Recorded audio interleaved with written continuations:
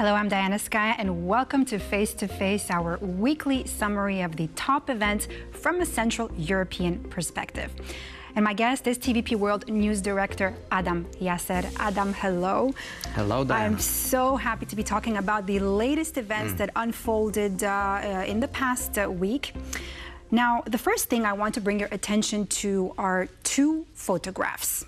I'm sure you've seen them. So now there's one in which President Trump is pointing to Russian President Vladimir Putin. Can I take a look?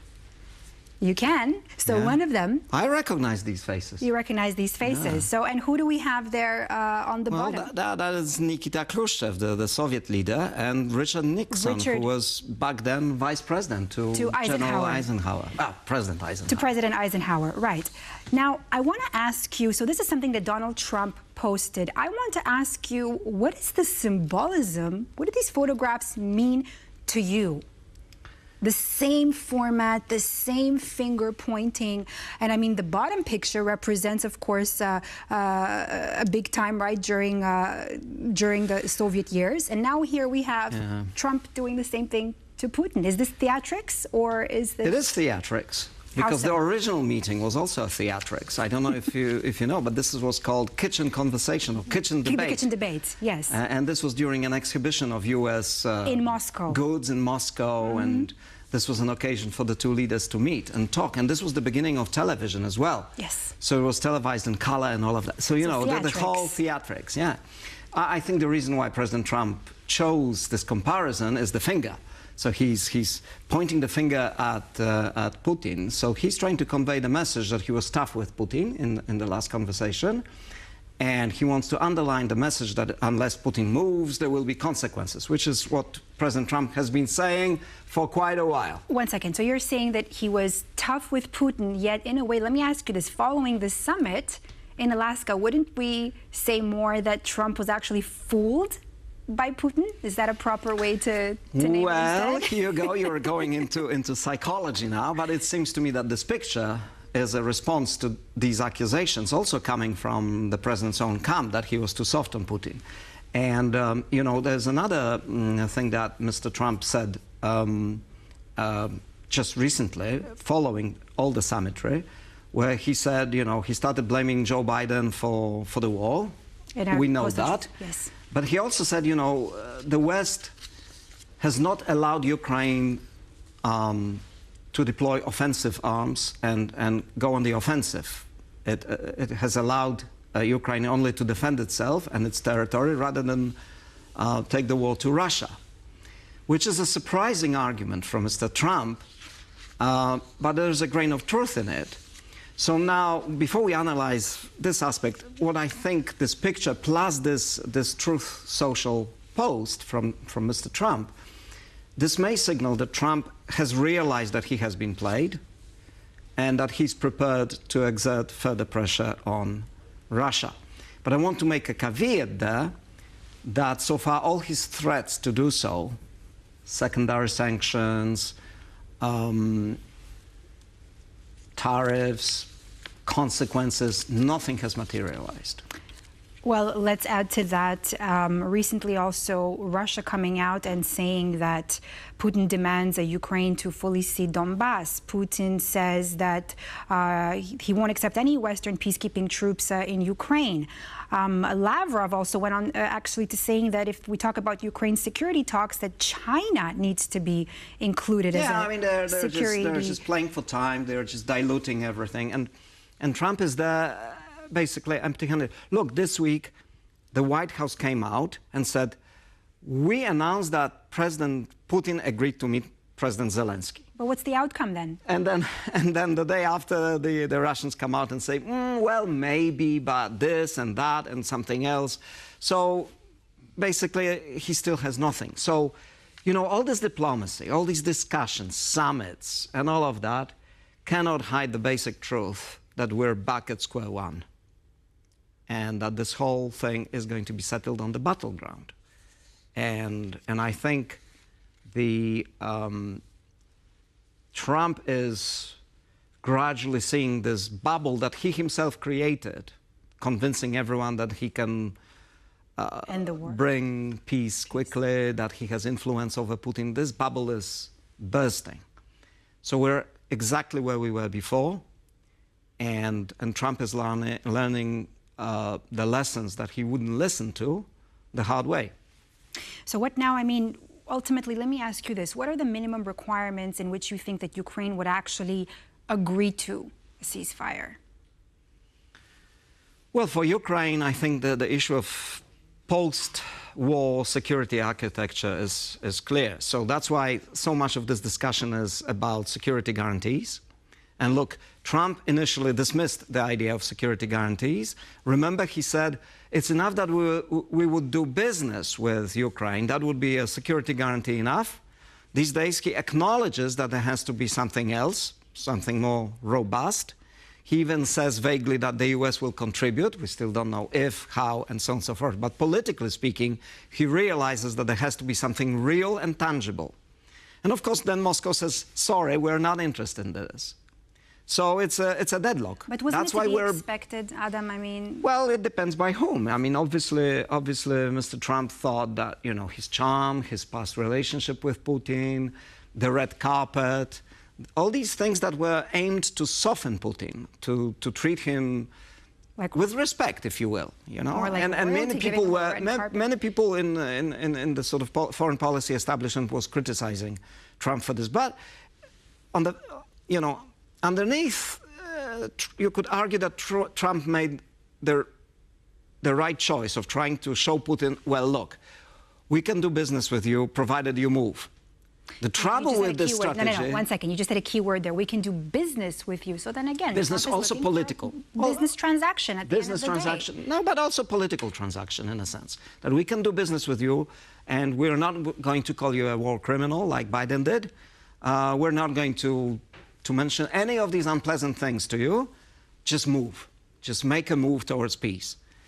And Putin nodded, accepted all the gifts, quote unquote, and left Trump with virtually nothing. So again, you know, we're back at square one. The good thing is that, paradoxically, this has brought the Europeans and the Americans and the Ukrainians together much more than they were at the beginning of the Trump administration in January. Also, but let's talk about those security guarantees. I mean, after the summit, do Ukraine's security guarantees from the West, do you think that they carry some real sort of weight? At the moment, probably not, because we don't even know what shape they will take. And all the leaders are very cautious, talking about, for example, troops on the ground. So in principle, we know that the British and the French have declared readiness. The Nordic countries also said that under right circumstances, they told us in interviews, TVP World, that under right circumstances, we would be ready to participate. But everyone realizes that sending troops in a situation where, let's say, Russia would start shooting at them is not necessarily something they want to do. So first, they want the Americans involved, and they want some kind of recognition from Russia, some kind of recognition of Russia that this is part of a package. But the Russians are flatly denying this. So, and you know, in a sense, it's natural because Western democracies by nature are risk-averse. You know, and mainstream politicians and all the European leaders that went to Washington, Keir Starmer, the French President Macron, Friedrich Merz, these are Prime Minister Meloni of Italy. They're experienced politicians. They're experienced politicians, and they know how it works. So they know the limits of their power in a democracy, right? So they have to tread carefully. But at the same time, they want to show resolve. They want to restore the kind of Western unity that they perceive as necessary to shore up Ukraine. And we had Mark Rutte, NATO Secretary General, today in Kiev, saying there will be some kind of NATO security, but he's quickly pointing out that we will continue to support arms, which goes back to my argument that it's still going to be decided on the battlefield. So the primary objective for the Europeans, backed by the Americans at the moment, is to supply Ukrainians with the arms they need. Adam, by the way, you look fantastic in your suit. Are you allowed to make such? I wasn't commenting you. I was commenting on what a journalist told President Zelensky in Washington. Now I can. You got a little caught there, right? Yeah. What do you make out of this first-time treatment? You know, Zelensky's mistreated for his choice of wardrobe, and now here we have the opposite. Tell me a few words on that. Let's take a look at that video. Okay. First of all, Mr. President Zelensky, you look fabulous in that suit. I said the same thing. Yeah, you look good. I said the same thing. Yeah, looks good on I you. said to the one that attacked you last time. See, now he's I remember that. Yeah, I apologize to you. You look wonderful. No, my first question for you, President Zelensky. In the same suit. You see, I changed. You are not. Maybe yours is much better. Yeah, well, you know, the fact that he's wearing a suit is, of course, a way of telling President Trump, look, you wanted me in a suit? I can wear one. He also said something like, this is my only one or something. That doesn't matter. What this scene underlines is that this time the Europeans and Zelensky played their cards extremely well in Washington. Because there's no doubt that Zelensky overplayed his hand back then. He wanted to negotiate in front of the cameras, whereas Trump was just interested in a show, theatrics again. Right. So he got theatrics this time, but also underneath he got the fact that the European leaders and Zelensky talked to him, respected him. He got what Trump needs to feel confident. So as I said before, the kind of transatlantic relationship is at a better stage or in a better condition than it was at the beginning of Trump's presidency. And this is important, I think. Adam, let me talk to you further about this Alaska, Alaska summit. I mean, that was one thing, but I mean, Poland was absent from a meeting between those EU leaders that you mentioned and with Donald Trump in Washington. Now, why wasn't Poland invited after Trump had apparently insisted on Karol Nawrocki joining? Before the Alaska summit, yeah. Yes, yes. In a conference call. They held a conference call, and so Karol Nawrocki was supposed to be replacing Polish Premier Donald Tusk to attend, right? What happened here? Can I go back to the previous question before I answer this one? I will let you do that, sure. Very briefly. Because one point I wanted to make is that when Trump is saying in that post on social media, where he's saying the West did not allow Ukraine to be on the offensive, and Biden, it's all Biden's fault, and if I were president, you know, the usual Trump thing. He's saying these things, and he has a point. But he omits one very important thing, which is that he was among the chief factors why Biden was so reluctant to allow Ukraine to be more decisive and aggressive on the battlefield. Because Trump was threatening World War III. He was saying that arms to Ukraine should not be supplied in the quantities. And he held up aid in Congress for many, many months when Ukraine actually had a minimal advantage on the battlefield. But now, Adam, I'm going to have to shift you back. Okay. So I just wanted to make that point. You made that point, but now I'm going to try to bring you back to my question. You're trying to avoid the question, but I'm going to ask you again. You're too good a journalist to allow me to... Absolutely. All right. Where was Poland? So where was Poland? In this meeting? Or where was Poland not in this meeting, if I may say? Well, I think... you know, in a sense, it was Mr. Nawrocki, the new president, who wasted an opportunity to take a position on the international stage that he actually seems to be craving. This is the paradox, that his agenda is to make the Polish presidency, which is mostly ceremonial with some limited executive power, and he had promised to make it a much more robust, much more active presidency, right? So he was invited by Donald Trump. So, and obviously he and Donald Trump have some connection, because during the campaign, the MAGA crowd and Mr. Trump personally backed Mr. Nawrocki in the election in June.